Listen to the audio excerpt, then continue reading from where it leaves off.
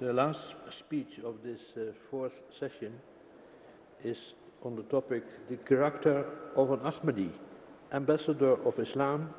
It's in English and by Mr. Rafiq Ahmad Hayat Saib, Amir Saab, UK.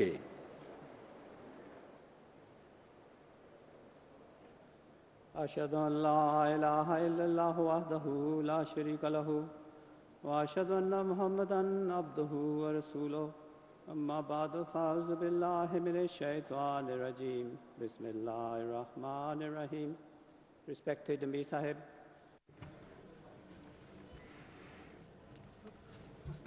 শুধু দর্শকবৃন্দ এবং জলসা আমন্ত্রিত সবাইকে আসসালামু আলাইকুম ওয়া রাহমাতুল্লাহি ওয়া বারাকাতুহু। আমার বক্তব্যের বিষয় একজন আহমদী মুসলমানের চরিত্র, ইসলামের দূত। ইসলাম শব্দের অর্থ শান্তি এবং সমর্পণ। অন্য অর্থে বলা যায় ইসলাম ইহকালে এবং পরকালে আল্লাহর রাস্তায় নিজেকে সঁপে দেওয়ার মাধ্যমে শান্তি অর্জন। ইসলামকে চূড়ান্ত এবং সর্বশেষ ধর্ম হিসেবে গণ্য করা হয়, যা সকল সত্য নীতি এবং সত্য শিক্ষা প্রদান করে,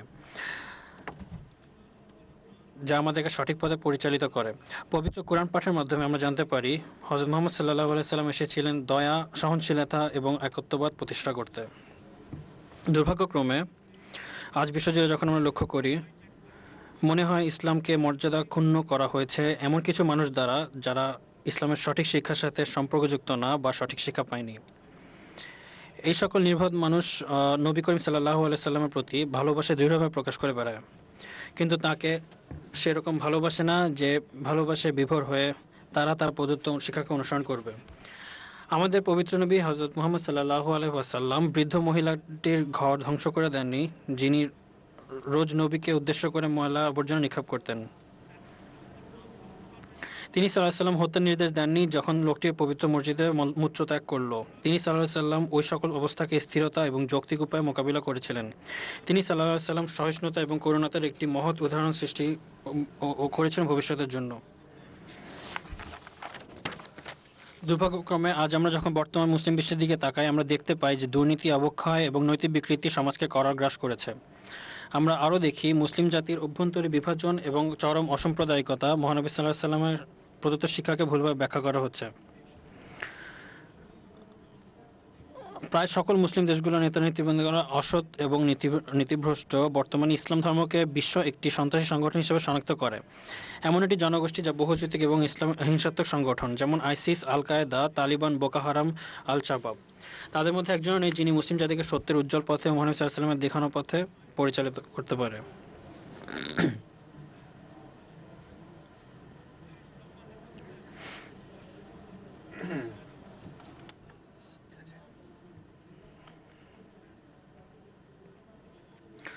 সংক্ষেপে বলতে গেলে কার্যত এরকম অবস্থা সারা বিশ্বে এবং মুসলিম বিশ্বে বিরাজ করছে।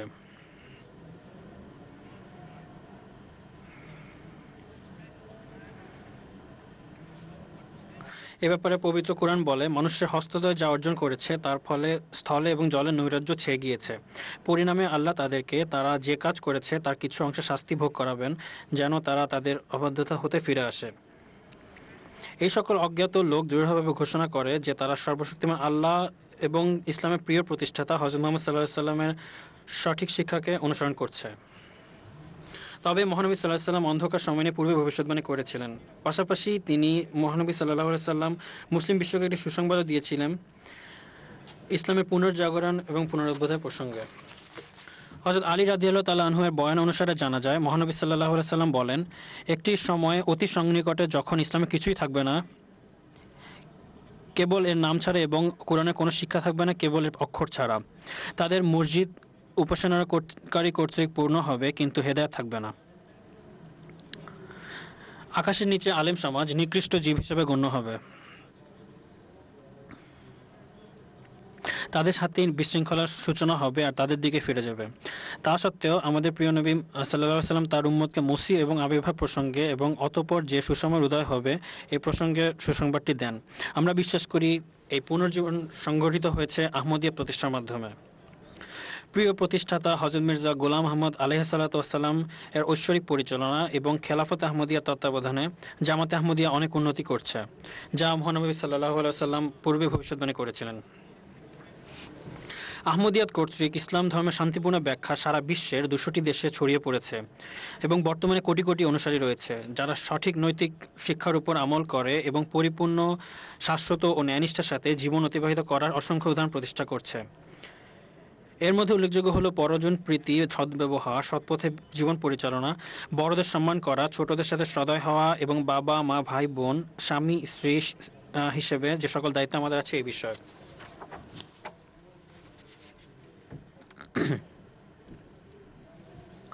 একজন ইসলামের দূত হিসেবে আহমদীকে ইসলামের সঠিক শিক্ষাকে বহন করতে হয়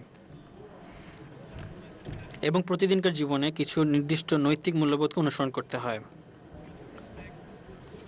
তাদের অবশ্যই শান্তি প্রবক্তা হতে হয়, পারস্পরিক সৌহার্দ্য ও ভালোবাসা এবং অন্যের বিশ্বাসকে বুঝতে ও জানতে হয়। ইসলাম দৃঢ়ভাবে শিক্ষা দেয় যে ধর্মের ব্যাপারে কোনো বল প্রয়োগ নেই। এই উদ্দেশ্য ইসলাম অত্যন্ত শক্তভাবে হানাহানি ও বা সন্ত্রাসী কার্যক্রমের বিরুদ্ধে অবস্থান করে।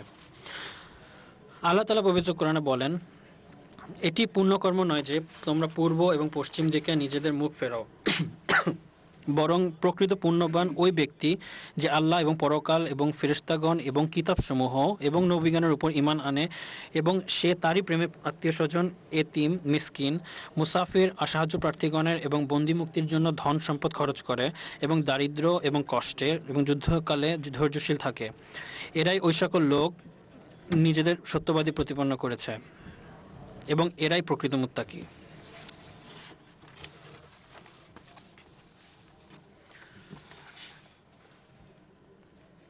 এবং তোমাদের মধ্যে সদা এমন এক জামাত থাকা দরকার যারা কল্যাণের দিকে আহ্বান করবে,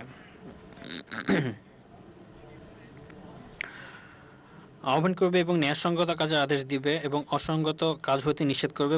বস্তুত এরাই সফলকাম হবে। সূরা আল ইমরান 105 নম্বর আয়াত। তোমরা শ্রেষ্ঠ উম্মত যাকে মানব জাতির জন্য উত্থিত করা হয়েছে, তোমরা ন্যায়সঙ্গত কাজের আদেশ দিয়ে থাকো এবং অসঙ্গত কাজ হতে বারণ করে থাকো এবং আল্লাহর উপর ঈমান রাখো। সূরা আল ইমরান 111 নম্বর আয়াত। পবিত্র কোরআনে এই বর্ণনা সরাসরি একজন মুমিনের বিশ্বাসের উল্লেখযোগ্য বৈশিষ্ট্য বর্ণনা করে। এটি নির্দেশ করে যে বিশ্বাসীগণ চরম বিনয়ী মনোভাব পোষণ করে তাদের উপাসনার সময়। তারা আল্লাহর তরে নিজেদের সঁপে দেয় পূর্ণ আন্তরিকতার সাথে এবং মনে কোনো অহংকার পোষণ করে না। সর্বশক্তিমান আল্লাহ তাআলা আমাদের প্রিয় নবী হযরত মুহাম্মদ সাল্লাল্লাহু আলাইহি ওয়াসাল্লাম, যিনি মানবতার খাতিরে সর্বশ্রেষ্ঠ জনহিতকারী, তাকে প্রেরণ করেছেন মানবজাতিকে সঠিক পথে পরিচালনা করার জন্য।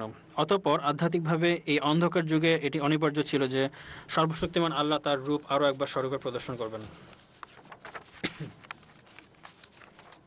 এর ফলে আল্লাহ তাআলা মহানবী সাল্লাল্লাহু আলাইহি ওয়াসাল্লামের সবচেয়ে অনুগত বান্দা এবং ভক্ত হিসেবে মসিহ আলাইহিস সালাতু ওয়াস সালামকে প্রেরণ করেছেন, যার প্রতিশ্রুতি পূর্বে দেওয়া হয়েছিল এবং যেই পরিস্থিতির সূচনা আগে নির্ধারণ করা হয়েছিল। তার মিশন ছিল নতুন প্রবর্তিত ধ্যান ধারণা দূরীভূত করা, যা অনিন্দ্য সুন্দর এবং সর্বশেষ ধর্ম ইসলামকে গ্রাস করেছিল, এবং পুরো বিশ্ববাসীকে ইসলামের অনিন্দ্য সৌন্দর্য আরও একবার পেশ করা, বিশ্ববাসীকে হযরত মুহাম্মদ সাল্লাল্লাহু আলাইহি ওয়াসাল্লামের এক পতাকা তলে নিয়ে আসা এবং একক আল্লাহর উপাসনা করা, যার ফলে সত্যিকার অর্থে পুরো বিশ্বজুড়ে শান্তি বিরাজ করতে পারে। প্রতিশ্রুত মসিহ আলাইহিস সালাতু ওয়াস সালাম ঘোষণা দিয়েছিলেন তার উদ্দেশ্য ছিল ইসলামের অনিন্দ্য সুন্দর শিক্ষাকে পুনর্জাগরণ করা, যা পবিত্র কোরআনে বর্ণিত হয়েছে এবং মহানবী সাল্লাল্লাহু আলাইহি সাল্লামের হাতে গড়ে উঠেছিল। তার এই আদেশ আমাদের জন্য অনেক বড় এক দায়িত্বের অন্তর্গত হয়ে গেছে। ইসলামের একজন দূত হিসেবে আমাদের নিজেদেরকে আত্মসমালোচনামূলক মূল্যায়ন করতে হবে। আমরা কি সত্যি মহানবী সাল্লাল্লাহু আলাইহি ওয়াসাল্লাম এবং তার অনুসারী হযরত মসিহ মাউদ আলাইহিস সালাতু ওয়াস সালামের বাণী বিশ্ববাসীকে পৌঁছাতে পারছি? আমরা কি আমাদের প্রতিদিনকার জীবনে, আমাদের কাজে কর্মে প্রতিশ্রুত মসিহ আলাইহিস সালাতু ওয়াস সালাম যা চেয়েছিলেন সেভাবে করতে পারছি? মুসলিম শরীফের একটি হাদিসে পবিত্র নবী সাল্লাল্লাহু আলাইহি ওয়াসাল্লাম বলেন, বস্তুত সত্যবাদিতাই হলো ন্যায়পরায়ণতা এবং অবশ্যই ন্যায়পরায়ণতা মুমিনকে জান্নাতের দিকে ধাবিত করে। পবিত্র কোরআন আমাদের নির্দেশ দেয়, অতএব তোমরা প্রতিমাসমূহের অপবিত্রতা হতে দূরে থাকো এবং মিথ্যা বলা হতেও দূরে থাকো। প্রতিশ্রুত মসিহ মাউদ আলাইহিস সালাতু ওয়াস সালাম বলেন, এই আয়াতের মাধ্যমে সর্বশক্তিমান আল্লাহ আমাদের সতর্ক করে দেন যে মিথ্যা বলা কোনো অংশেই প্রতিমার পূজার চেয়ে কম কিছু না, এবং আমরা জানি আল্লাহ আমাদের সব কিছুর জন্য ক্ষমা করে দেবেন, কেবলমাত্র আল্লাহর সাথে কাউকে শিরক করা ছাড়া। হযরত মসিহ মাউদ আলাইহিস সালাম আমাদেরকে সতর্ক করে দিয়ে এও বলেন যে সত্যের সাথে সম্পর্ক রাখো এবং একে আঁকড়ে ধরে রাখো। তিনি আল্লাহ জানেন তোমার অন্তরে কি আছে। মানুষ কি পারে তাকে ধোঁকা দিতে? কোনো চাতুরতা কি পারে তার সামনে দাঁড়াতে? এটি এটি খুব একটি এটি খুব সুন্দর একটি কত জোরালো নির্দেশ হযরত মসিহ ইসলামের। সত্য সকল সংশোধনের মূল, আর এই উৎকর্ষতা অর্জনে সব আহমদের উদ্দেশ্য হওয়া উচিত। প্রতিটি আহমদের জীবন দৈনন্দিন জীবনে ইসলামের নীতিগুলো কতটা প্রতিফলিত হচ্ছে তা দেখা উচিত। প্রত্যেক আহমদের হৃদয়ে এটি অগ্রগণ্য হওয়া উচিত যে তাকে আল্লাহর সন্তুষ্টি অর্জন করতে হবে তার ইচ্ছার সামনে সমর্পণের মাধ্যমে। হযরত মসিহ ইসলাম আমাদেরকে এই কথাই বলেন যখন তিনি আমাদেরকে সত্যবাদী হতে বলার পিছনে মসিহ ইসলাম আসলে এটি চেয়েছেন যে ইসলামের শিক্ষার সার। সত্য কাকে বলে সেই বিষয়ে আমাদেরকে নিশ্চিত হতে হবে। এটি কোনো প্রকার প্রতারণা এবং অসৎ পন্থার ঊর্ধ্বে থেকে সত্য বলাই হলো মূল লক্ষ্য। কোরআন কারীম কওলে সদিদ শব্দ ব্যবহার করে, অর্থাৎ তোমার কথায় যেন কোনো প্রকার বাঁক বা বক্রতা না থাকে। প্রায় সময় মানুষ সঠিক শব্দ ব্যবহার করে কিন্তু তাদের পুরো দেহ এর সাথে সমান তালে চলে না। দৃষ্টান্তস্বরূপ আপনি কারো কাছে ক্ষমা চাচ্ছেন কিন্তু আপনার ভাব ভঙ্গি, আপনার কথা, আপনার চোখ, আপনার দেহ সেই কথার সাথে সমান তালে চলছে না। তো সততা আল্লাহ সন্তুষ্টি অর্জনের সবচেয়ে মৌলিক নীতি, আর এটি থেকে বিচ্যুত হলে আমরা ভুলে যাই যে আল্লাহ তাআলা আমাদের হৃদয়ে যে কি আছে তা জানেন। আর আমরা অন্যদেরকে হয়তো ধোঁকা দিতে পারি কিন্তু কোনো ধোঁকা প্রতারণা খোদার দৃষ্টির আড়ালে নয়। আমাদের সারা জীবন সত্যের নীতি, সততা এবং স্বচ্ছতার উপর প্রতিষ্ঠিত থাকা চাই। এই মৌলিক নীতি থেকে বিচ্যুতি আমাদেরকে খোদা থেকে দূরে ঠেলে দেবে। পাকিস্তানে একটি সময় এমনও ছিল যে যখন উচ্চপদস্থ কোনো কর্মকর্তা, সে সরকারি কর্মকর্তা হোক বা সেনাবাহিনীর কোনো কর্মকর্তা হোক, কোনো বিচার বিভাগের কোনো কর্মকর্তা হোক, সততা এবং স্বচ্ছতা যদি কোনোটা থাকতো তা আহমদীদের প্রতি আরোপ করা হতো। কেননা সমাজে এত দুর্নীতি যে তাদের মাঝে আহমদীরা সবার সবচেয়ে উন্নত পর্যায়ে সবার চোখে ধরা পড়ে। পাকিস্তানের বিরোধিতা সত্ত্বেও আহমদীরা একটা স্বতন্ত্র মর্যাদা সেখানে লাভ করেছে। আজকের বিদ্বেষী পরিবেশেও আহমদীরা তাদের যে মেধা যোগ্যতা সেগুলোর মাধ্যমে সমাজে পরিচিতি লাভ করেছে। যাই হোক, পাশ্চাত্যের সততা এবং স্বচ্ছতা, অন্যের দেখাশোনা করা এবং দরিদ্রদের দেখাশোনা, অসুস্থ দুর্বল দেখাশোনা করা এটি সমাজের মৌলিক নীতি। আর রং, ধর্ম, বর্ণ ঊর্ধ্বে সবার সাথে এগুলোর সম্পর্ক, এগুলো আসলে মৌলিক ইসলামী শিক্ষা যা রাসূল করিম সাল্লাল্লাহু আলাইহি সাল্লাম প্রতিষ্ঠিত করেছেন। মদিনা সনদে তা তিনি উল্লেখ করেছেন, যেখানে এক সুসংহত সমাজ প্রতিষ্ঠার উপর তিনি জোর দিয়েছেন। সব মানুষ সম্মিলিতভাবে তা করেছে, কিন্তু দুর্ভাগ্যবশত এই মৌলিক নীতিকে আজকে মুসলমানরা ভুলে গেছে, আর এইগুলো অধিকাংশ মুসলমান দেশে মেনে চলা হয় না। তাই পাশ্চাত্যের মানুষকে আমরা কিভাবে ইসলামের সত্যতা সম্পর্কে আশ্বস্ত করব, বিশেষ করে যখন তারা সম্পূর্ণ ভিন্ন চিত্র দেখে মুসলমান দেশগুলোতে ইসলামের। এটি ব্যক্তিগত উদাহরণের মাধ্যমে, দৃষ্টান্তের মাধ্যমে সম্ভব। আমাদের চরিত্র ইসলামের শিক্ষার মূর্ত প্রতীক আমাদের হওয়া উচিত। আমাদের চরিত্র মুহাম্মদ রাসূলুল্লাহর চরিত্র হওয়া উচিত এবং হযরত মসিহ মওউদের আদর্শ এবং চরিত্র হওয়া উচিত। যতক্ষণ পর্যন্ত এই উন্নত আদর্শ আমাদের লক্ষ্য না হবে, আমাদেরকে সেই সমস্ত দলগুলোর মধ্যে মনে করা হবে যাদের ভিতর কোনো প্রকারের স্বচ্ছতা বা সততা নেই। সম্প্রতি এক আহমদী ডেলিগেশনের সাক্ষাৎকালে রানীর সরকারের উচ্চপদস্থ কর্মকর্তা আমাদের ডেলিগেশনকে বলে যে তিনি অনেক মুসলমান দলকে জানেন, কিন্তু তিনি দেখেছেন যে আহমদিরা অন্যান্য মুসলমান থেকে ভিন্ন। তারা শুধু তাদের মোটো ভালোবাসা সবার জন্য, ঘৃণা কারোর জন্য নয়, এটিতেই বিশ্বাস করে না, বরং তারা অন্যদের স্বাগত জানায়, অন্যের যত্ন নেয়, তারা দয়ালু এবং সমাজের সাথে মিলেমিশে, তারা মূলধারার সাথে মিলেমিশে থাকে। তারা তাদের মানবতার খেদমত অসাধারণ। হাজার হাজার পাউন্ড সংগ্রহ করছে ভালো কাজের জন্য, কিন্তু সবচেয়ে গুরুত্বপূর্ণ বিষয় যা তিনি উল্লেখ করেছেন তা হলো তিনি বলেন আমাদের জামাত অন্যান্য মুসলমানদের চেয়ে বেশি শিক্ষিত। আর এক আদর্শ হিসাবে তিনি আমাদের জামাতকে নিয়েছেন। শিক্ষা খুবই বিশ্বাসের উপর আমল করার জন্য সবই গুরুত্বপূর্ণ একটি বিষয়। আমরা যখন ইতিহাসের দিকে তাকাই, আমরা দেখি যে ইসলামের স্বর্ণযুগে যখন মুসলমানরা তাদের বিশ্বাস সঠিকভাবে মেনে চলতো, আমরা দেখি যে তারা শিক্ষার ক্ষেত্রে অনেক উন্নতি করেছে। কেননা সত্যের সন্ধানে তারা আল্লাহ সৃষ্টির সকল দিক নিয়ে গবেষণা করেছে। তারা অনেক বড় বিজ্ঞানী, গাণিতিক এবং দার্শনিক আর কবি হয়েছেন। ইতিহাস আমরা পড়ি, ইতিহাস আমরা প্রসিদ্ধ মুসলমান পণ্ডিতদের কথা বলব, যেমন ইবনে সিনা, ওমর খেয়াম, আবু বকর আর রাজি, এই কয়েকজনের নাম আমি শুধু উল্লেখ করলাম।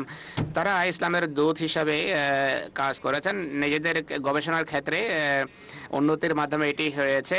আজও তাদের নাম বিভিন্ন বৈজ্ঞানিক আবিষ্কারাদির সাথে সম্পর্কিত করা হয়, যা বিভিন্ন বিশ্ববিদ্যালয়ে পড়ানো হচ্ছে আজও। যাই হোক, আমরা দেখি যে যখন মুসলমানরা ইসলামের প্রকৃত শিক্ষা থেকে দূরে সরে গিয়েছে, আল্লাহ তাআলা তাদেরকে আশিস পণ্ডিত করা বন্ধ করে দিয়েছেন। আমরা এক্ষেত্রে পুরো অধপতন দেখি। এটি এখন ইসলামের পুনর্জাগরণের যুগে পুনরায় আমরা বৈজ্ঞানিক গবেষণার ক্ষেত্রে মুসলমান আলেমদের উন্নতি করতে দেখছি। সত্যিকার অর্থে একজন আহমদি বিজ্ঞানী নোবেল পুরস্কার পেয়েছেন, তাকে নোবেল পুরস্কার দেওয়া হয়েছে।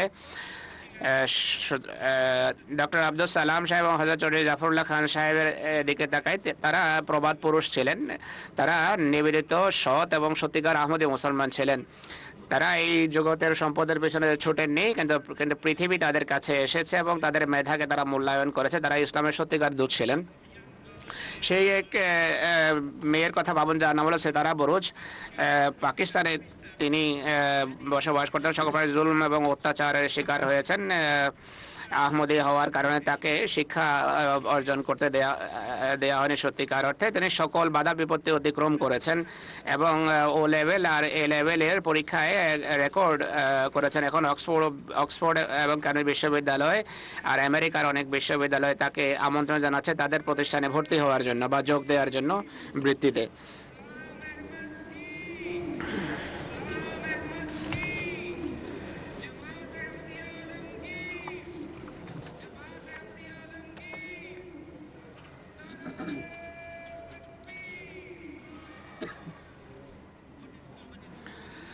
এইসব আদর্শের ক্ষেত্রে কমন বিষয় কি, একবার হযরত চৌধুরী জাফরুল্লাহ খান সাহেবকে তার সফলতার রহস্য সম্পর্কে জিজ্ঞেস করা হয়। তিনি নির্দ্বিধায় উত্তর দেন যে তিনি হযরত মসিহ মউদকে চিনতে পারা আর হযরত আমিরুল মুমিনিন খলিফাতুল মসিহর প্রতি পূর্ণ আনুগত্যের ফলেই তার সফলতা এসেছে। আল্লাহ তাআলার ফজলে আমাদের সন্তানরা অসাধারণ মেধার অধিকারী। সুতরাং আমাদের দায়িত্ব শিক্ষাগত ও নৈতিক উৎকর্ষ অর্জনের জন্য তাদেরকে সর্বোত্তম সুযোগ করে দেয়া। এই দুটো হাতে হাত রেখে চলে। আমরা যারা পাশ্চাত্যে বসবাস করি, তাদের অসাধারণ সুযোগ রয়েছে পরিশ্রম দ্বারা সর্বোত্তম শিক্ষাগত যোগ্যতা লাভ করার। প্রাতিষ্ঠানিক ও নৈতিক উভয় শিক্ষার সাহায্যে আমরা ইসলামের সত্যবাণী প্রচার করতে পারি। তবে কেবল প্রাতিষ্ঠানিক শিক্ষা কখনো যথেষ্ট নয়। কোনো ব্যক্তি যে প্রকৃত স্বাতন্ত্র্য ও শ্রেষ্ঠতা অর্জন করতে পারে তা তার নৈতিক উৎকর্ষের মধ্য দিয়ে, তার সততা ও সাধুতার মধ্য দিয়ে। এই গুণগুলি শিশুদের মধ্যে কেবলমাত্র তাদের ঘরের শৈশবের তরবিয়তের মাধ্যমে গড়ে তোলা সম্ভব। সন্তানদের সর্বোত্তম লালন পালন পিতামাতার দায়িত্ব। এজন্য পিতামাতাকে সন্তানের জন্য অনুকরণীয় আদর্শ হতে হবে। পিতামাতাকে সৎ ও খোদাভীরু হতে হবে যদি তারা চান যে তাদের সন্তানও সেভাবে বড় হয়। এটি এক বিশাল গুরু দায়িত্ব যা সকল পিতামাতার উপর বর্তায়। আহমদীরা যেখানে বাস করুন না কেন, তাদেরকে সত্যবাদী ও সৎপথে থাকতে হবে। সর্বশক্তিমান আল্লাহ তাদেরকে সকল কল্যাণে ভূষিত করবেন এবং বিশ্ব তাদের স্বীকৃতি দিতে শুরু করবে। ইংল্যান্ডে সেই স্বীকৃতি বিভিন্ন রূপে ধীরে ধীরে আসতে শুরু করেছে লর্ড মনোনয়ন ও স্যার উপাধি লাভের মধ্য দিয়ে। আর একইভাবে ইউরোপ ও বিশ্বের অন্যান্য স্থানে আহমদীগণ বিশ্বস্ততার সঙ্গে তাদের আবাসভূমির সেবা করে চলেছে। আমি আবারও জোর দিয়ে বলতে চাই, যদি আল্লাহ তাআলার অনুগ্রহ রাজি লাভ করতে চাই তবে আমাদেরকে নিজ বাসভূমির প্রতি বিশ্বস্ত থাকতে হবে এবং সরকারি প্রতিষ্ঠানসমূহের সাথে আমাদের সকলের লেনদেনের ক্ষেত্রে সৎ হতে হবে। সর্বপ্রথম এবং সবচেয়ে গুরুত্বপূর্ণ বিষয় হলো দোয়ার উপর আমাদের মনোযোগ বজায় রাখতে হবে। অবশ্যই আমাদের সন্তানদের শেখাতে হবে যে দোয়া সাফল্যের চাবিকাঠি। আমাদের প্রাণপ্রিয় খলিফাতুল মসিহ সবসময় আহমদিয়া জামাতের সকল সদস্যের জন্য দোয়ারত আছেন। তিনি সদা আমাদের দিক নির্দেশনা দিয়ে চলেছেন। হুজুরের সাথে এক সুগভীর ব্যক্তিগত সম্পর্ক গড়ে তুলুন আর আপনি কখনো পথভ্রষ্ট হবেন না। দ্বিতীয়ত, আমাদের অবশ্যই সেই উদাহরণ হতে হবে যার অনুসরণ আমাদের সন্তানরা করতে চায়। আমরা প্রত্যাশা করতে পারি না যে আমাদের সন্তানকে সৎ, বিশ্বস্ত ও খোদাভীরু মানুষে পরিণত হবে যদি পিতামাতা হিসেবে আমরা সেরূপ আচরণ না করি। মহানবী সাল্লাল্লাহু আলাইহি ওয়াসাল্লাম বলেছেন, তোমাদের প্রত্যেককে এক রাখাল আর সকলে সে সম্পর্ক দায়ী যা তার অধীনে পড়ে। একজন ব্যক্তি তার নিজ পরিবার রাখাল তুল্য। সুতরাং সন্তানরা তাদের পিতামাতার নিকট এক আমানত স্বরূপ। কিয়ামতের দিনে এই আমানতের জন্য পিতামাতাকে জবাবদিহি করতে হবে, কেননা তারা তাদের সন্তানদের নৈতিক ও মৌলিক ধর্মীয় শিক্ষার জন্য দায়ী।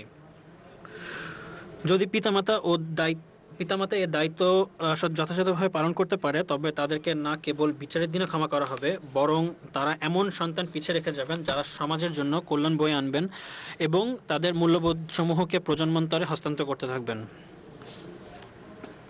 আমাদের অবশ্যই আমাদের সন্তানদের সত্যবাদী ও সৎভাবে জীবনযাপন করা শিখতে হবে। এই মূল্যবোধগুলো আঁকড়ে ধরার ফলে আপনি দেখবেন যে আপনার চারিদিকে এমন মানুষরা সমবেত হয়েছে যারা সত্যবাদী ও সৎ, এবং আপনি এভাবে এমন বিষয়সমূহ হতে নিরাপদ থাকবেন যা আপনার জীবনে কষ্টের কারণ হতে পারে। হযরত মুহাম্মদ সাল্লাল্লাহু আলাইহি ওয়াসাল্লামের জীবন ছিল ইসলামের সততার এক নিশ্চিত দৃষ্টান্ত।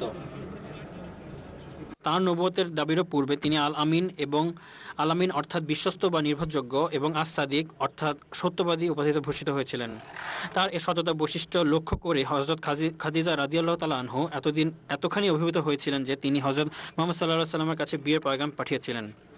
তবে সততা, সত্যবাদিতা ও সাধুতার জীবনযাপন করা কেবল আমাদের মুখের উপর নির্ভরশীল না, বরং আমাদের ব্যবহারিক আচরণের উপরও নির্ভরশীল। একজন সত্য বিশ্বাসী এমন ব্যক্তি হয়ে থাকেন যিনি বৈধ জীবিকা উপার্জনের জন্য সংগ্রাম করেন।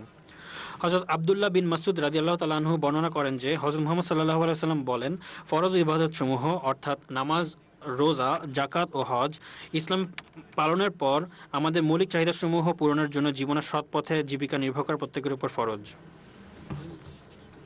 আমাদের অবশ্যই সন্তানদেরকে শিক্ষা দিতে হবে যে আল্লাহ আমাদেরকে যা প্রতিশ্রুতি দিয়েছেন তা আমরা সবসময় পাব। তবে প্রত্যেক ব্যক্তি স্বাধীন যে তিনি তার সম্পদ কীভাবে অর্জন করবেন। এই বিষয়টি চমৎকারভাবে হযরত আলী রাদিয়াল্লাহু তাআলা আনহু তার ঘোড়ার গল্প দ্বারা বর্ণনা করা যায়। একবার হযরত আলী রাদিয়াল্লাহু তাআলা আনহু ঘোড়ায় চড়ে যাচ্ছিলেন। সফরকালে নামাজের সময় হওয়াতে তিনি থামার সিদ্ধান্ত নিলেন। তিনি কাছাকাছি একজন মানুষকে দেখলেন এবং তাকে নামাজ পড়াকালীন ঘোড়াটি দেখাশোনা করতে বলেন। তিনি পূর্বে ঠিক করেছিলেন যে লোকটিকে ঘোড়াটি দেখার জন্য 40 দিনার প্রদান করবেন। নামাজ শেষ করে তিনি ঘোড়াটির কাছে গিয়ে দেখলেন লোকটিও নেই আর ঘোড়ার জিনটিও নেই। হযরত আলী রাদিয়াল্লাহু তাআলা আনহু নতুন জিন কিনতে বাজারে গেলেন। তিনি সেখানে গেলেন যেখানে জিন বিক্রি হয়।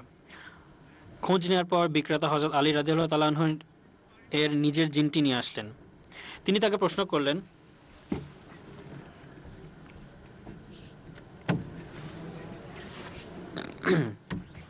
জিনটি কোথায় পেয়েছেন? বিক্রেতা বললেন, এক ব্যক্তি কিছুক্ষণ আগে 40 দিনার দিয়ে এটি তার কাছে বিক্রি করেছে। তাই হযরত আলী রাদিয়াল্লাহু তাআলা আনহু জিনটি পুনরায় কিনে নিয়ে নিজ পথে রওনা হলেন। বাজার ত্যাগ করার সময় তার সেই লোকের সাথে দেখা হলো যে তার জিনটি চুরি করেছিল।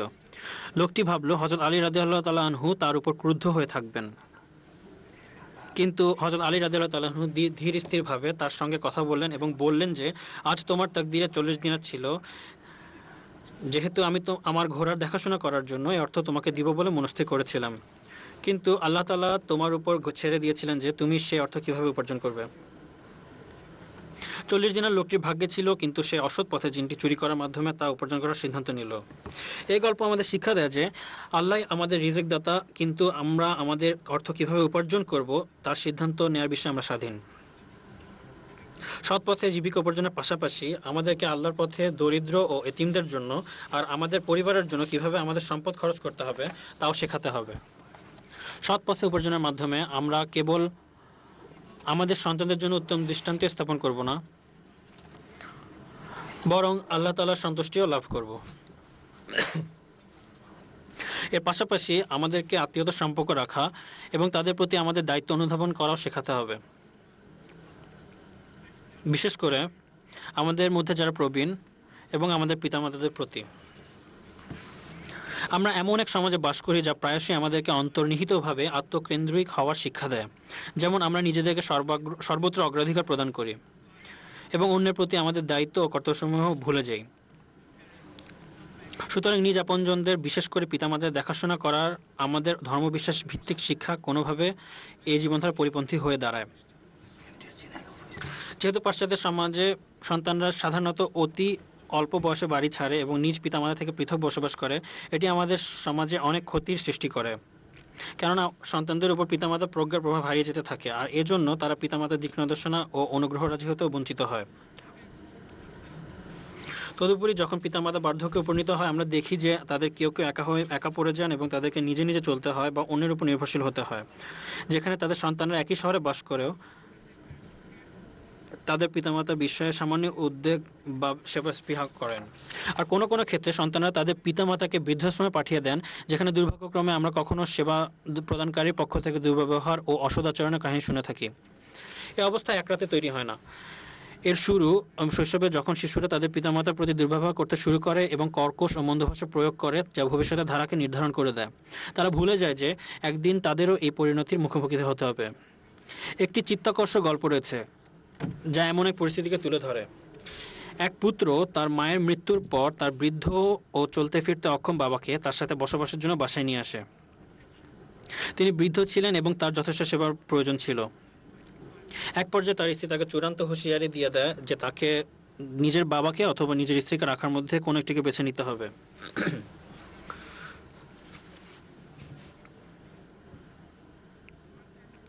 সুতরাং একদিন পুত্র তার পিতাকে কাঁধে করে নিয়ে বাড়ির কাছে এক নদীর ধারে নিয়ে যায়।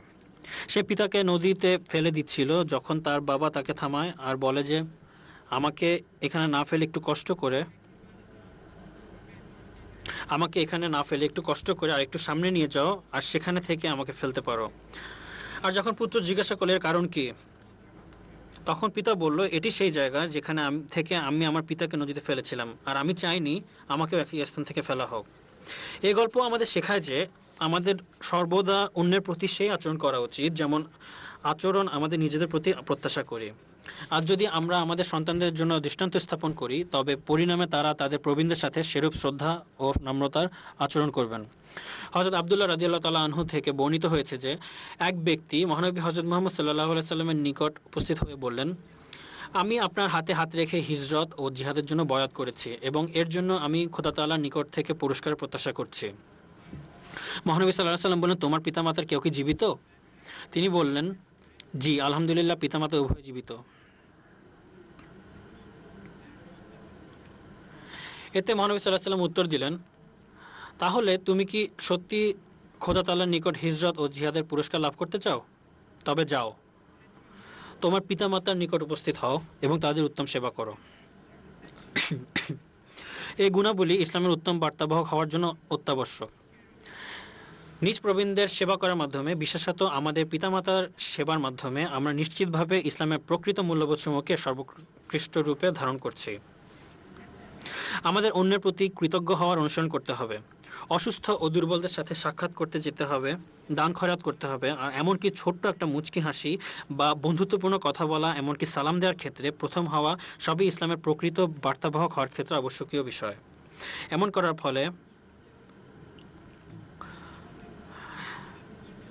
ফলে আমরা কেবল উত্তম ও আদর্শ নাগরিকই হব না, বরং আমাদের উত্তম দৃষ্টান্ত আমাদের তবলিগি প্রচেষ্টার সবচেয়ে বড় হাতিয়ার হবে। আমরা এখন জলসায় অংশগ্রহণ করছি। হুজুর আকদাস আয়াদাহুল্লাহ তাআলা বেনাসিল আজিজ তার সাম্প্রতিক জুমার খুতবায় আতিথেয়তার গুরুত্ব সম্পর্কে উল্লেখ করেছেন। প্রকৃত আন্তরিক আতিথেয়তার সাথেও নৈতিক উৎকর্ষের সম্পর্ক রয়েছে, আর তা একজন আয়োজকের চরিত্রকে ভদ্র ও ধার্মিক হিসেবে উপস্থাপন করে থাকে। এ প্রসঙ্গে হুজুর আকদাস তাঁর এ খুতবায় হযরত ইব্রাহিম আলাইহিস সালাম, হযরত লূত আলাইহিস সালাম এবং এর পাশাপাশি মহানবী হযরত মুহাম্মদ সাল্লাল্লাহু আলাইহি সাল্লামের ও হযরত মুসলিম আলাইহিস সালামের দৃষ্টান্ত উপস্থাপন করেছেন।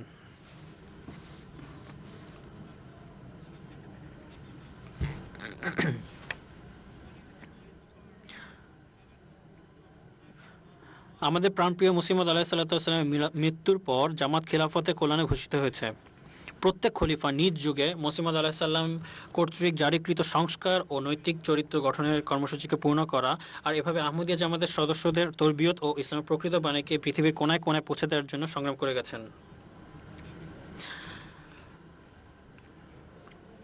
আমাদের প্রাণপ্রিয় খলিফাতুল মুসিক খামেস আয়াদাহুল্লাহ তাআলা বিনাসিল আজিজ বিশ্বের আজকাল প্রচলিত ইসলাম সম্পর্কিত ভুল ধারণাসমূহ দূর করার ক্ষেত্রে অক্লান্তভাবে কাজ করে যাচ্ছেন। ইসলামের প্রকৃত বার্তাবাহক হিসেবে তিনি ইসলাম ও শান্তি পয়গামকে বিশ্বের শাসন ক্ষমতার সর্বোচ্চ কেন্দ্রগুলোতে পৌঁছে দিয়েছেন। তিনি ব্রিটিশ পার্লামেন্টে, ব্রাসেলস ইউরোপীয় পার্লামেন্টে এবং যুক্তরাষ্ট্রের কংগ্রেসকে উদ্দেশ্য করে ভাষণ দিয়েছেন। তিনি এমনকি ক্লোরেন্সে অবস্থিত জার্মান সামরিক সদর দপ্তরে ভালোবাসা, শান্তি ও বিশ্বস্ততা বিষয়ে বক্তৃতা করেছেন। তিনি ইংল্যান্ড, আফ্রিকা, এশিয়া, অস্ট্রেলিয়া, যুক্তরাষ্ট্র এবং বিশ্বের আরও অনেক দেশে শান্তি সম্মেলনে ভাষণ দিয়েছেন এবং ইসলাম তার অনুসারীদেরকে শান্তি ও সৌহার্দ্যের যে শিক্ষা দেয় তা তুলে ধরেছেন। ইউরোপীয় পার্লামেন্টে যখন হুজুর সফর করেন, তখন পাকিস্তানের একজন প্রবীণ সংসদ সদস্য ইউরোপীয় পার্লামেন্টের কয়েকজন সদস্যের সঙ্গে কিছু মিটিংয়ের জন্য সেখানে উপস্থিত ছিলেন। কিন্তু যখন MEPগণ অর্থাৎ ইউরোপীয় পার্লামেন্টের সদস্যগণ হুজুর আকদাসের বক্তৃতার কথা জানতে পারেন, তারা তাদের সেই মিটিংগুলোর সময় পরিবর্তন করে হুজুর আকদাসের বক্তৃতা শুনতে চলে আসেন। পরবর্তীতে পাকিস্তানি প্রতিনিধি দলের এক সদস্য আমাদের এক সদস্যকে বলেন যে তাদের অনুধাবন করতে কষ্ট হয় যে কিভাবে আমাদের মতো একটি ছোট্ট সম্প্রদায়ের পক্ষে এতজন সিনিয়র রাজনীতিবিদকে আকর্ষণ করা সম্ভব। কেননা যখন তারা ইউরোপীয় ইউনিয়নের প্রেসিডেন্টের সাথে কোনো মিটিংয়ের জন্য সময় চান, সবসময় তার ডায়েরিতে সময় পাওয়া কঠিন হয়। অথচ যখন খলিফা আসেন এবং পার্লামেন্টের উদ্দেশ্যে বক্তৃতা করেন, প্রেসিডেন্ট নিজে তা শোনার জন্য চলে আসেন। এর একমাত্র উত্তর হলো ঐশী হস্তক্ষেপ। হুজুর আকদাস সেই একক মুসলিম যে নেতা যিনি পাশ্চাত্য নেতৃবর্গকে সম্বোধন করে এ কথা বলার নৈতিক কর্তৃত্ব রাখেন যে কেবল ন্যায় ও সমতার মাধ্যমেই তাদের পক্ষে শান্তি প্রতিষ্ঠা করা সম্ভব, স্বার্থপরতা ও পক্ষপাতিত্বের মাধ্যমে নয়। আমি এই সুযোগে আমাদের প্রধানমন্ত্রী ডেভিড ক্যামেরনের একটি পত্র পাঠ করতে চাই, যা আমরা 2013 সালে আমাদের শতবার্ষিকী উদযাপনকালে পেয়েছিলাম, যা যুক্তরাজ্যে জামাতে বার্তাবাহকের ভূমিকা সম্পর্কে আলোকপাত করে। প্রধানমন্ত্রী ডেভিড ক্যামেরন বলেন, আমি যুক্তরাজ্যে আহমদিয়া মুসলিম সম্প্রদায়কে এর গৌরবোজ্জ্বল শতবার্ষিকীতে অভিনন্দন জানাই। এদেশে আপনাদের উপস্থিতি এক জীবন দৃষ্টান্ত কিভাবে ব্রিটেন বিশ্বের বিভিন্ন প্রান্তে মানুষের জন্য এক প্রকৃত আবাসভূমিতে পরিণত হয়েছে। আপনাদের অর্জন অনেক। 1924 সালে সাউথফিল্ডসে লন্ডনের প্রথম মসজিদ নির্মাণ থেকে শুরু করে পুরো দেশ জুড়ে শান্তি বিস্তার ঘটানোর ক্ষেত্রে যে অসাধারণ কাজ আপনারা করেছেন তা পর্যন্ত। এই গত বছরই আপনারা আমাদের সকলের সাথে মহামান্য রানীর হীরক জয়ন্তীর আনন্দোৎসবে আর অলিম্পিক্সে ব্রিটেনের অসাধারণ সাফল্যে সামিল হয়েছেন। নিঃসন্দেহে এ ধরনের অনুষ্ঠান এবং আপনাদের মতো সম্প্রদায়গুলোই বিশ্বকে ব্রিটেনের সেরা দিকটা তুলে ধরে। আপনাদের অসাধারণ সেবামূলক কার্যক্রম, যা আপনারা নবীন ও প্রবীণ উভয় দ্বারে সমবেতভাবে পৌঁছেছেন, আর প্রতি বছর হাজার হাজার গাছ লাগিয়ে পরিবেশের প্রতি যে যত্ন আপনারা করেছেন, আর আপনাদের গৃহহীনদের অন্নদান প্রকল্প এবং রক্তদান কর্মসূচিগুলো কয়েকটি উদাহরণ মাত্র, যার জন্য ব্রিটেন আপনাদের নিয়ে গর্ববোধ করতে পারে। এটি কার্যক্ষেত্রে প্রকৃত বিশ্বাস। আমি অবহিত আছি যে আপনাদের সম্প্রদায় কি নিদারুণ অত্যাচারের শিকার, কিন্তু আমিও জানি যে আপনাদের বিশ্ব নেতা সম্মানিত হযরত মির্জা মাসরুর আহমদ, যিনি লন্ডনে বাস করেন, একান্তভাবে শান্তির এক দূত। এগুলো কঠিন সময়, কিন্তু আপনাদের ধৈর্য ও স্থির চিত্ততা অনুকরণীয়। আমি আশা করি যে আপনাদের ভালো কাজ, আপনাদের শান্তির বাণী এবং আপনাদের দর্শন ভালোবাসা সবার তরে, ঘৃণা নয় কারো পরে, ব্রিটেনে এবং পুরো বিশ্বজুড়ে বিস্তার লাভ করবে। যুক্তরাজ্যে আহমদি মুসলমানদেরকে তাদের শতবর্ষে অনেক অভিনন্দন। আমরা জামাত হিসেবে সৌভাগ্যবান যে আমাদের মাঝে খেলাফত রয়েছে। আজকের যুগে খলিফা হলেন আমাদের অনুকরণের জন্য শ্রেষ্ঠ দৃষ্টান্ত। তিনি কেবল তার নিজ চারিত্রিক গুণাবলী দ্বারা আমাদের পথ দেখান না, বরং আমাদের যখনই নেতৃত্ব ও দিক নির্দেশনার প্রয়োজন তিনি আমাদের পথ প্রদর্শন করেন। এজন্য আমাদের অবশ্যই সর্বশক্তিমান আল্লাহর কাছে এই কল্যাণময় ব্যবস্থাপনার জন্য কৃতজ্ঞতা প্রকাশ করা উচিত এবং খলিফাতুল মসিহের সুস্বাস্থ্য ও দীর্ঘায়ুর জন্য দোয়া করা উচিত। আল্লাহ তাআলা এই মহান খেলাফতের মাধ্যমে জামাতের উপর কল্যাণের বাড়িধারা জারি রাখুন, আর আল্লাহ তাআলা আমাদের সকলকে ইসলামের প্রকৃত বার্তাবাহক হওয়ার তৌফিক দান করুন, যেন ইসলামের শান্তির পয়গামকে আমরা বিশ্বের কোনায় কোনায় পৌঁছে দিতে পারি। জাযাকাল্লাহ। আল্লাহ তাআলা আপনাদের সবাইকে হেদায়েত দান করুন। আমিন। अहमदियत गुलाम अहमद की, गुलाम अहमद की, खिलाफत अहमदिया, हजरत अमीरुल मोमिनीन हजरत खलीफतुल मसीहुल खामिस, नारे तकबीर।